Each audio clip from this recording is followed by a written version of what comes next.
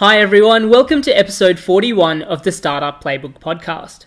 My name is Rohit Bhargava, and each week I interview successful founders, investors, and subject matter experts on how they got started, the strategies they used to succeed, and their advice to current and future entrepreneurs.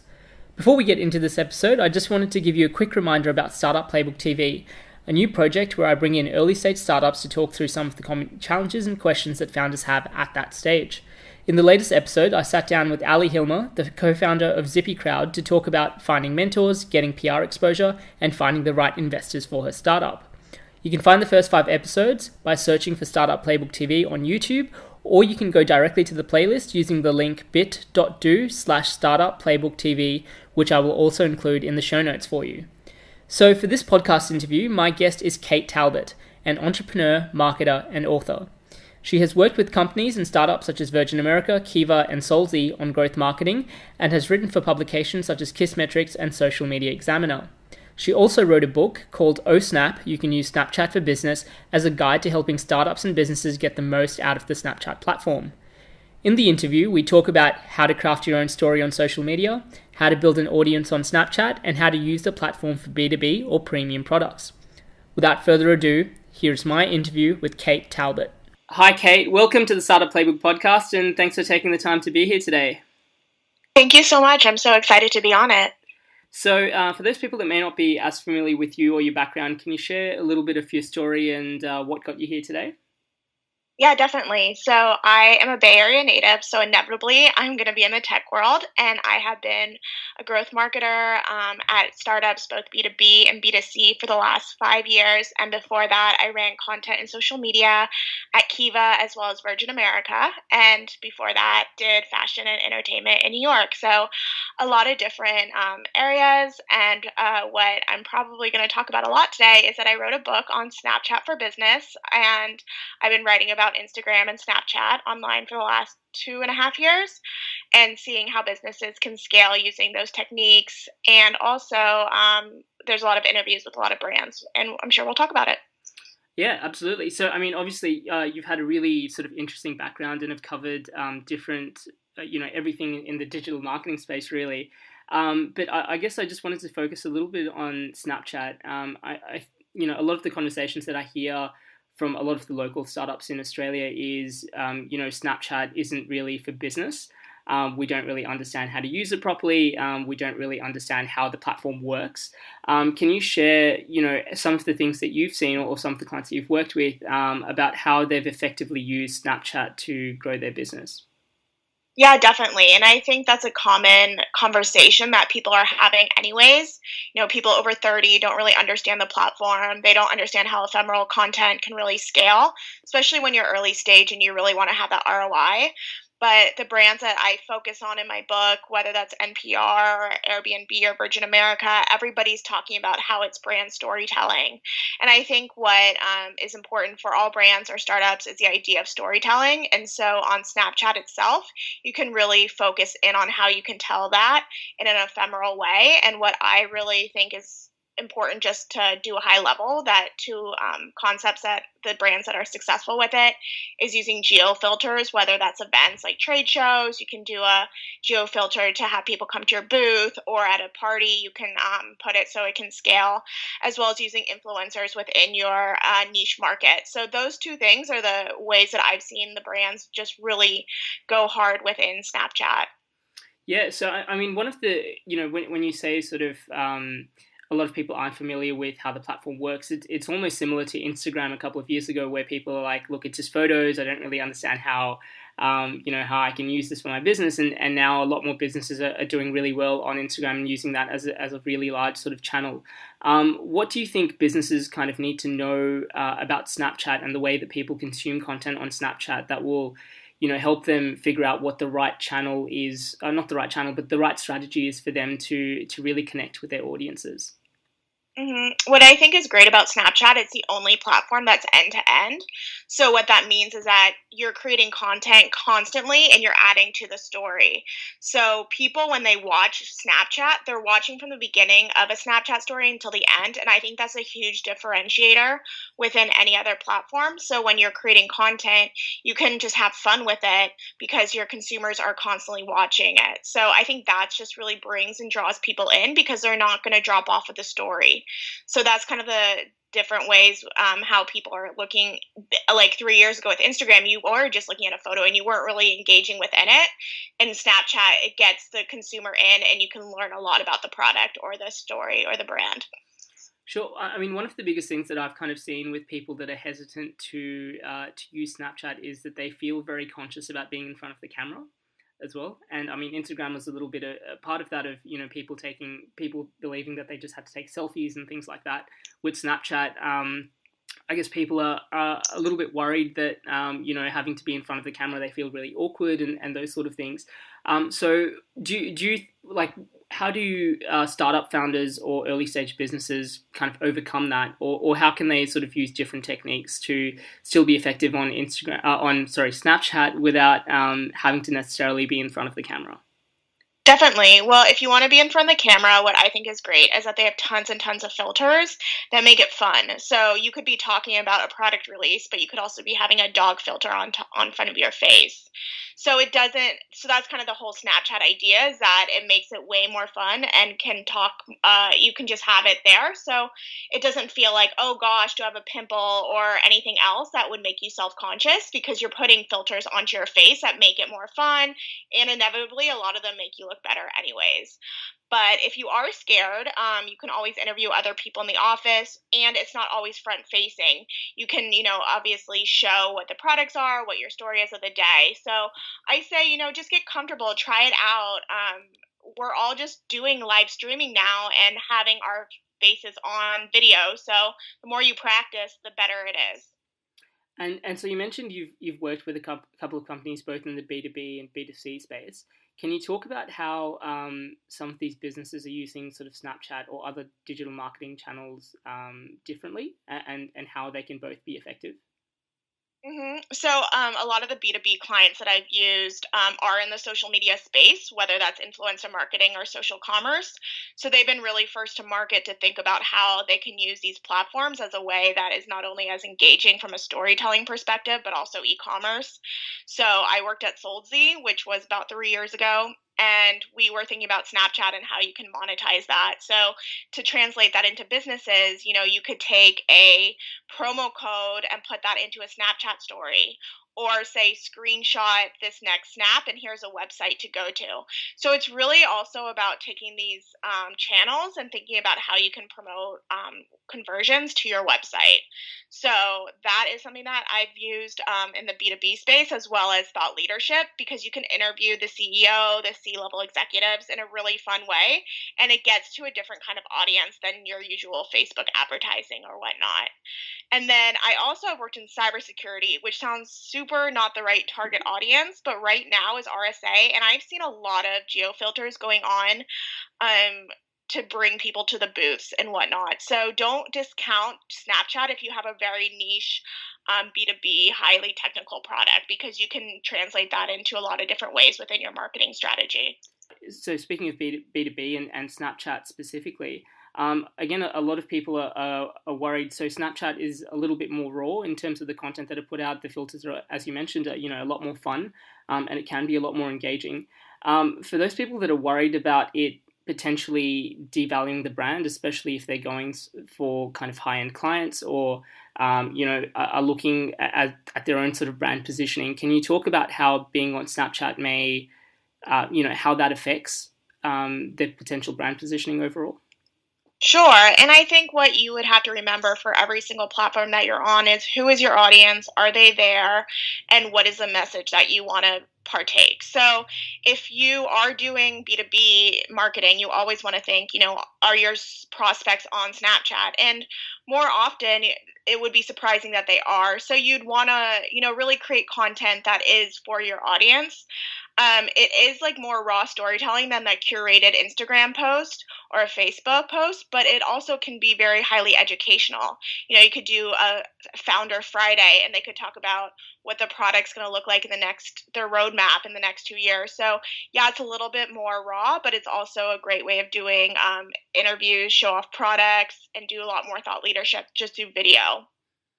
And in terms of, again, Snapchat doesn't really have a search function within Snapchat as well. So it's hard. Again, one of the biggest kind of gripes that I've heard from a lot of startup founders with Snapchat is, there's no way for me to build an audience. What are some of the techniques that you've seen done effectively through, things like Virgin Airlines and Airbnb and some of the other companies that you've worked with? Around how they've effectively built an audience around Snapchat. Yeah, I think that's definitely a huge gripe. It's how do you build and scale your audience when the metrics aren't as easy, and then it's also the search isn't as easy as well. So what I recommend to my book as well is to do Facebook ads where you put your QR code and you target your audience that you already have, and you can put that on Facebook, obviously, and then you drive them to add you on Snapchat through that QR code and the link. And then through organically, I'd also post on Instagram, put that photo of your QR code as well as on Twitter, and you can go as much as you want with how much you promote it. But I would also recommend putting in an email because obviously we all know email is super effective to drive growth on your audience. So think about the channels you're already strong on and then put ad money behind it if you can. And then you hopefully will see if there's a growth on your Snapchat because you can see how many ads you have on the day that you promote it. Sure. So in terms of, one of the things that I've seen work really effectively with Snapchat with some of our clients is, almost using Snapchat as a way to bring together the most engaged members of your community and using that as almost like the tail end of the conversion funnel. But where do you see Snapchat and, perhaps some of the other sort of social media channels sitting as part of the overall sales funnel for a startup or for a business?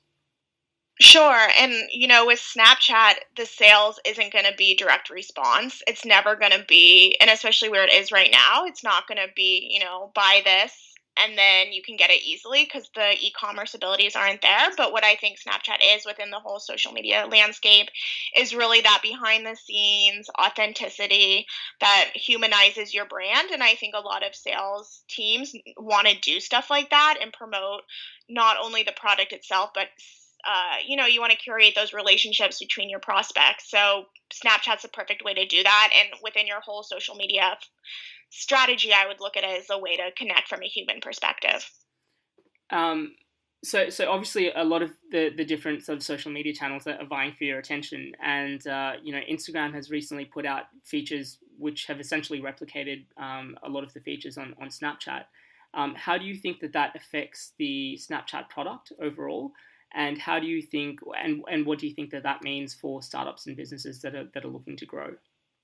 Sure. I think that's a really important case study for startups that are wanting to grow because it just showed how a product can pretty much copy your product features and be able to grab your audience. Because if you look at the S1 filings, as well as, on TechCrunch and other publications that are talking about it, Instagram stories does have massive growth. So you always want to be innovative and thinking about different ways to keep your audience on the platform. And then with Snapchat, I think that I'm obviously not internal there, but they're obviously looking into spectacles or different ways to take Snapchat, not just through the platform itself, but bring it to life. So their product roadmap is probably very intense, but I think looking at Instagram stories and Snapchat right now, I think it's a really good case study to really be thinking about how anytime somebody can just take your strategy and grab users from you. So you always want to be thinking ahead. So you've touched on this a couple of times as well, is the important aspect of storytelling when it comes to Snapchat and some of the other social media platforms. For an early stage business that's still trying to find its value prop and still trying to gauge how to effectively tell its story, do you have any recommendations on how people can come up with what that potential effective story might look like on a platform like Snapchat? Sure. I mean, if you have a small audience and you're not worried about putting yourself out there because you're not going to be on the national platform, you could really use Snapchat as a way of testing out the responsiveness of the message. So each day you could create a story that's probably part of your product brand messaging brainstorm, and put that on there and then see the engagement or see the responses, and you could ask your audience, hey, what do you think about this? And I think a lot of times, especially now in social media, you really want to be with your community and getting that feedback in real time. So Snapchat's a really good way of kind of A B testing it, the message, as well as getting user feedback in real time. So I don't think you can really beat that kind of engagement, because I think that's kind of the core of how you figure out what your brand message is. Absolutely. And I mean, in terms of, I know that you're an expert specifically in Snapchat, but I know that you've got experience across some of the other sort of social media platforms. So I was wondering again from a perspective of an early stage business or a business that's looking to grow its audience base. How do the different social media platforms play a part of that, and how many platform should a startup be on? Do you think that they should double down and sort of focus on one channel itself, or do you think that they should spread themselves wide and be on as many as possible? Sure. And I think that's a great question because you can look at two different ways. So when I was at Virgin America, stuff like the brand was already super strong and everybody loves the brand. So you have to be on every single channel because that's where your whole consumers are all over the globe. But when you're starting out and you obviously don't have your brand messaging down and you have a small budget, and of course, social media is always the smallest budget. So I've known that for about 10 years. So what I always recommend going into any startup is, hey, focus on Facebook ads. It's the most effective platform. You can do it to test messaging, link to a landing page, see what the conversion is. But I would always go strong on Facebook advertising because they have the biggest chunk of the market and you have the biggest ad targeting options. So if you're early stage startups and you have one person doing marketing, which is usually the case, just focus on Facebook advertising to get your messaging down. And then as you scale up, you have a bigger marketing team. You have ways to have people just do social media or content or whatnot. Then go spread out. But when you're starting out, just Facebook advertising. How like on that, again, one of the things that I've kind of really seen with startups that have have sort of got a little bit of funding, have obviously that sort of initial product market fit and are looking to grow.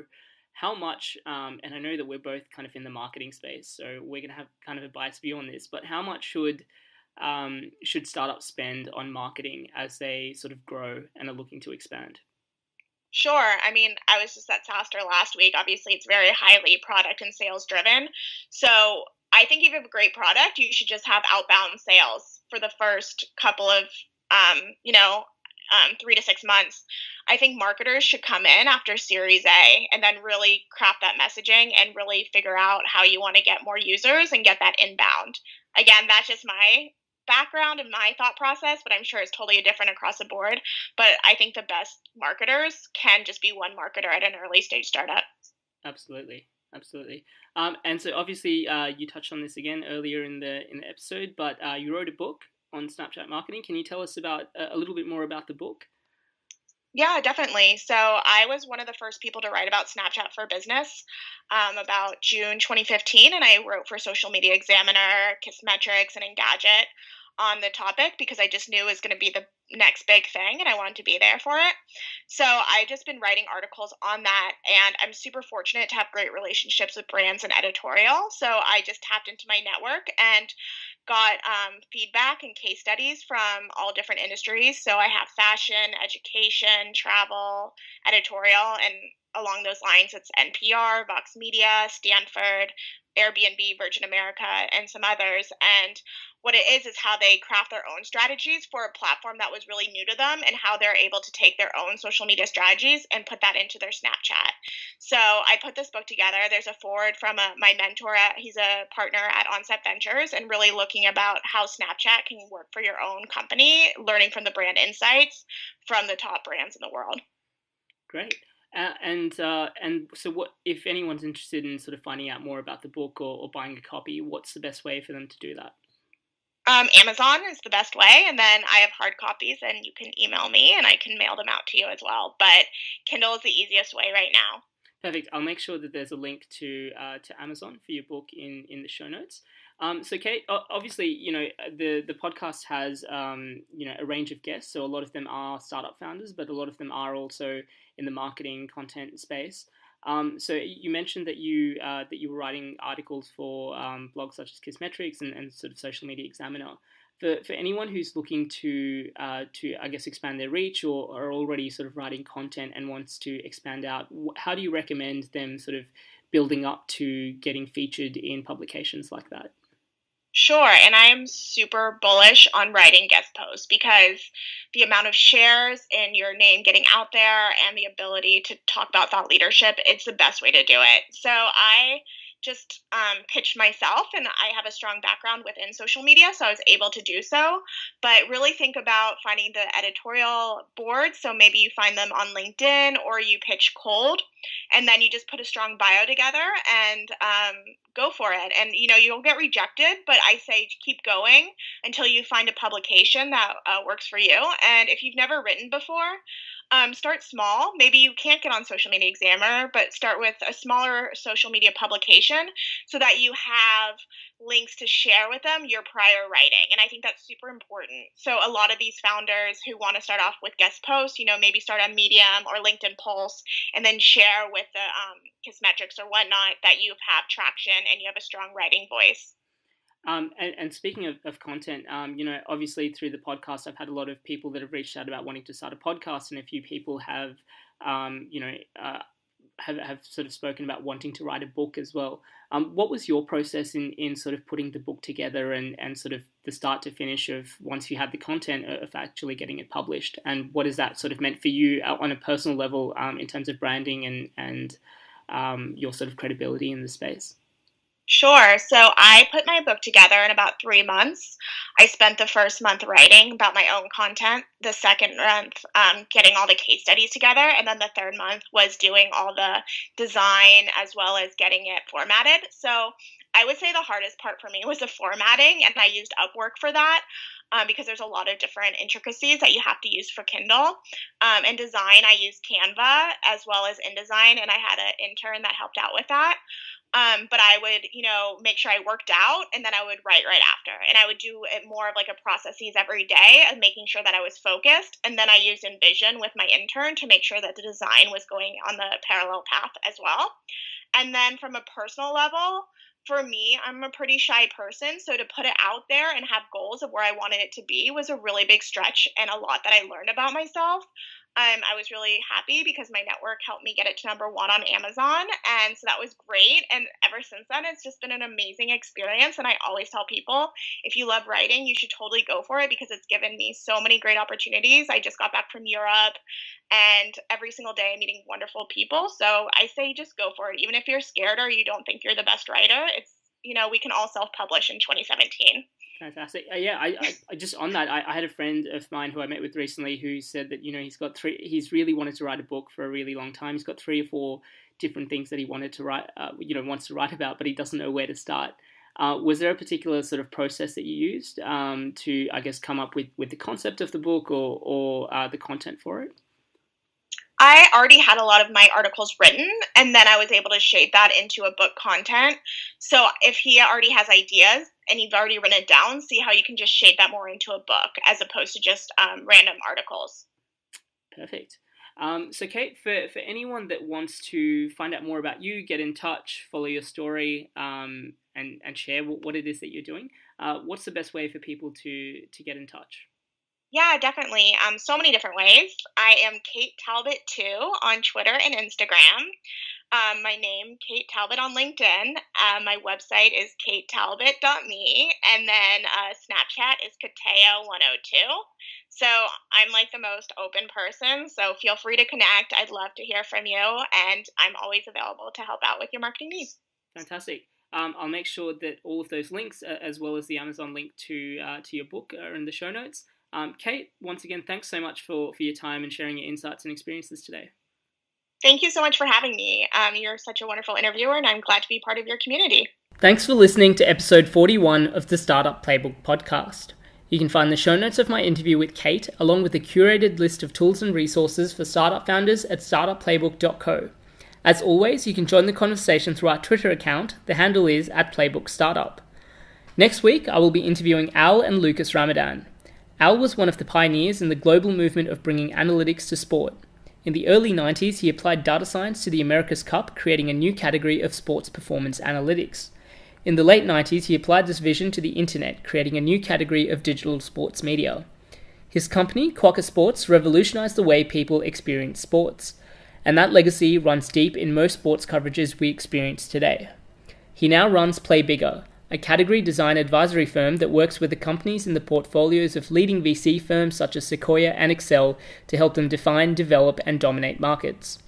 And Lucas is a data analyst at San Francisco-based startup Enjoy Technologies and led a lot of the research and analysis for Al's new book, Play Bigger. In the interview, we talk about the importance of defining your problem, developing your own category, and creating lightning strikes for your business. Don't forget to subscribe to stay up to date with our latest episodes. Thank you for listening, and I'll see you at episode 42 next week.